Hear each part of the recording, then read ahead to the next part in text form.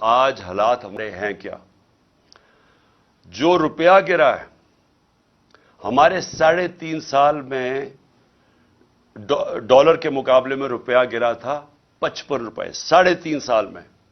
یہ یاد رکھیں کہ ان 3.5 سال میں عالمی مہنگائی تھی، کرونا کی وجہ سے سپلائی لائنز افیکٹ ہوئی تھی، اس کی وجہ سے ساری دنیا میں مہنگائی تھی جس کو کموڈٹی سپر سائیکل کہتے ہیں. بجلی مہنگی، سب چیزیں مہنگی ہوگی، تیل مہنگا ہو گیا. اس وقت ہمارے وقت کے اندر اس مہنگائی کے باوجود جو پاکستان تھا اس کے مقابلے میں آج دیکھیں کہ مہنگائی آج کدھر گئی. اس پاکستان کے اندر جو ہماری اکانومی گرو کر رہی تھی 6% پہ، آج وہ 0 پہ چلی گئی ہے. اور جو لوگوں کو خوف آ رہا ہے کہ جس طرح ملک میں سے پیسہ باہر جا رہا ہے، جس طرح انڈسٹری بند ہو رہی ہے، جس طرح کسان متاثر ہو رہا ہے، خوف اب یہ ہے کہ یہ جب 0 پہ جب پہنچ جائے گی گروتھ ریٹ، اس کا مطلب بے روزگاری اور بڑھ جائے گی. اور بے روزگاری ایک طرف بڑھے گی، دوسری طرف مہنگائی بڑھ رہی ہے. اور آگے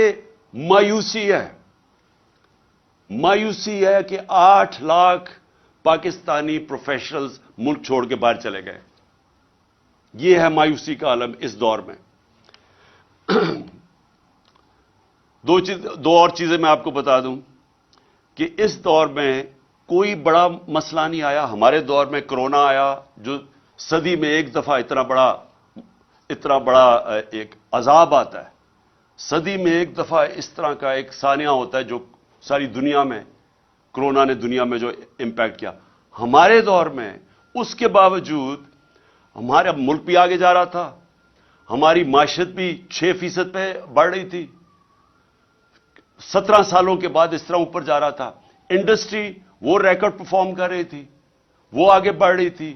ہمارا جو زرعی پیداوار تھی وہ 4.5% پہ تھی، وہ کوئی 17 سال کے بعد اوپر ملک جا رہا تھا.